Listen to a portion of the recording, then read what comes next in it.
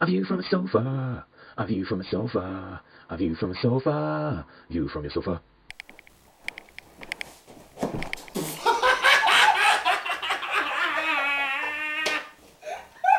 Leave that one in. Leave that one in. Hello and welcome to a view from. Fuck off! You stop laughing. That's getting weird. No, leave it, dude. Blooper reel, blooper reel.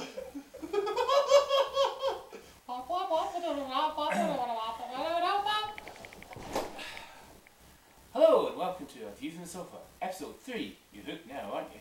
Do you always have to flop down onto the goddamn couch? Sofa, and it's my sofa. I'm an American, shut the fuck up. Anywho, we thought we would change things up a little bit this week and talk about pen and paper RPGs. Do not adjust your computer. We are trained professionals. This is intentional. Wee bit melodramatic, don't you think? Just a tap. Anyways, we don't just play Magic. We also like to have a few role-playing sessions. Get it out of Yeah. your system. Come on. Just, keep going. Back to the matter at hand. The fun side of things when it comes to RPGs. Fucking with your GM. Every single time. So today we decided to expand a little bit on that. We're going to talk about two of our stories that happened in our GMing and the RPing side of things. Starting off with epic wins. Of the GM messing about nature. Yeah, generally, yeah. So we started off in this campaign. We were recently going at it, and we had come across a bunch of bandits, which we managed to fail catching up or finding any information about. But that's besides the point. So we decided to avoid that. Come to the first building we see. It's a fort. And of course, being the rugged band of adventurers that we were, wanted to know what was in said fort. We were fortuitous at that event that our rogue could shapeshift. Yeah, it was wonderful.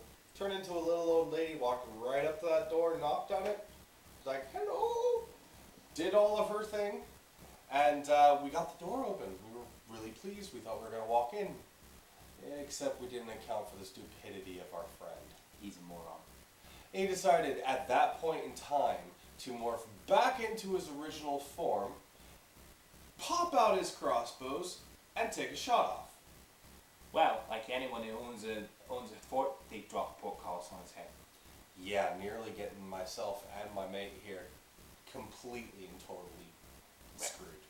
So it came to plan number 2. Enter said fort. We Climb the walls. Exactly, climbing the walls with grappling hooks.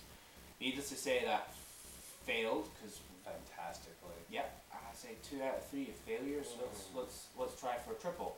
So after that failed, we were happily helped by our GM who take pity on us, gave us a secret passageway. As you do.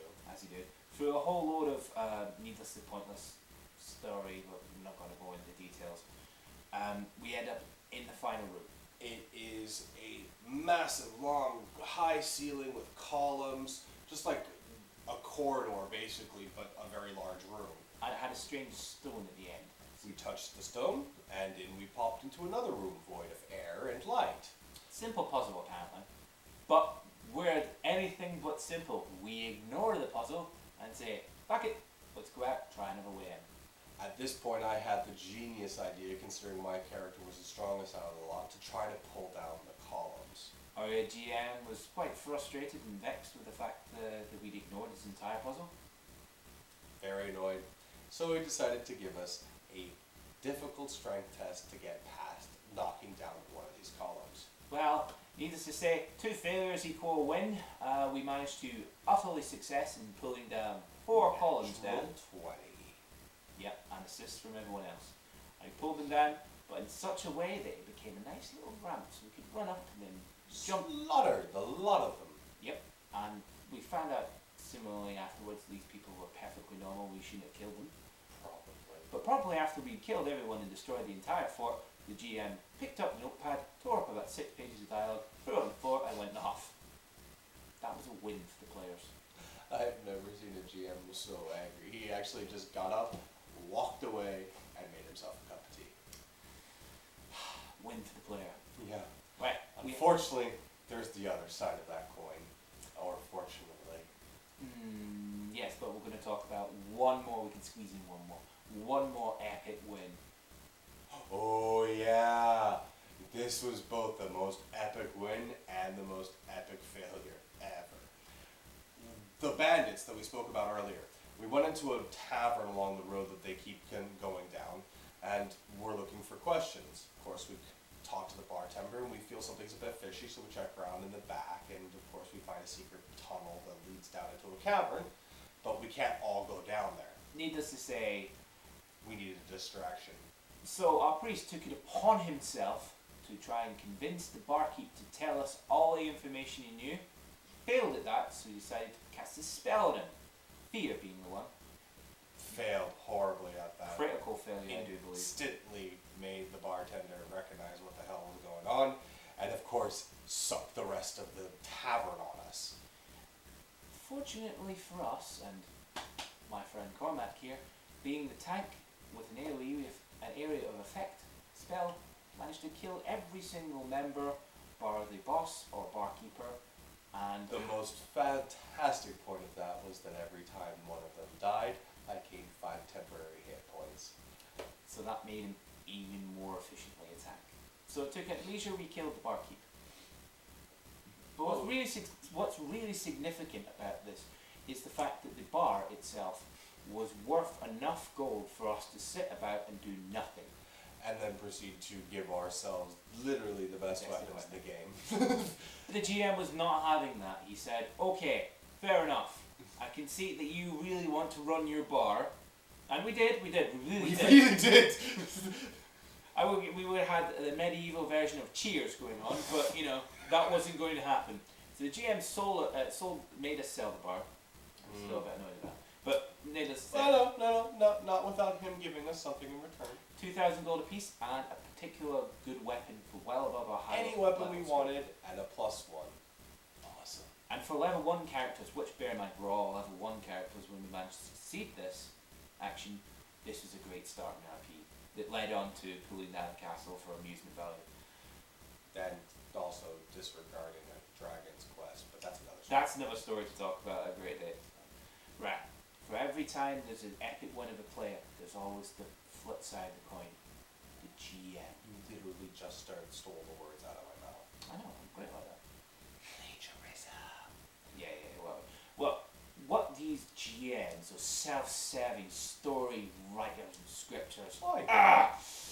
Don't get me wrong, I love being a GM. Yes, I know I'm a hypocrite. Sue me. Feel free to comment about that. But being a GM, you get to craft and be God in your own domain. Can I just point out, you just told the internet to sue you. Good luck with that one. I know, it's going to end well. But nevertheless, that's off topic, Cormac. Focus. Yeah, focus. Now, all that power comes at a price. The GM hammer doom. No, I would say it was the players that enforce the GM hammer, get it right. Yeah, players make me want a haircut. GM hammers, just to explain, some people who may not know what GM hammer is, if a player decides to disregard any story item and go on his own wee way, the GM has to, not so subtly, bring him back into the fold. It's also known as railroading. Or railroading. An example of this is players trying to open a locked door. You've clearly locked, you don't want to go that way, there's a fucking neon sign going the other way, go this way. He decides to open the door, okay, you let him, but the door opens into a pit full of spikes and he dies. Or, you know, you set up this wonderful location, you have this great plan in mind, testing out their strengths and abilities, and then they go ahead and be smart for a change and decide to lock every single door, stopping any zombies from being able to escape and attack them. So of course you have to change things up, make archways and storage rooms with open doors, and so then you can actually let things out and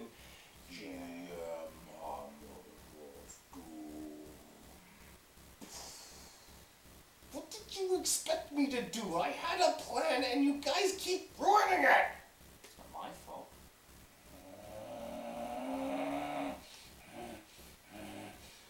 Oh no, the psychotic rages have begun. Well, we're going to have to cut it short. Every single time.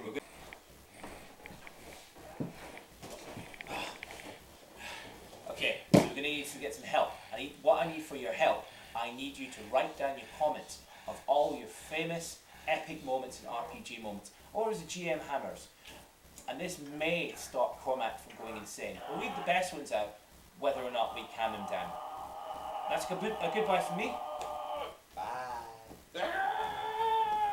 Please comment. You need to save this man. Going to kill you and everyone. That's the end of A View from a Sofa.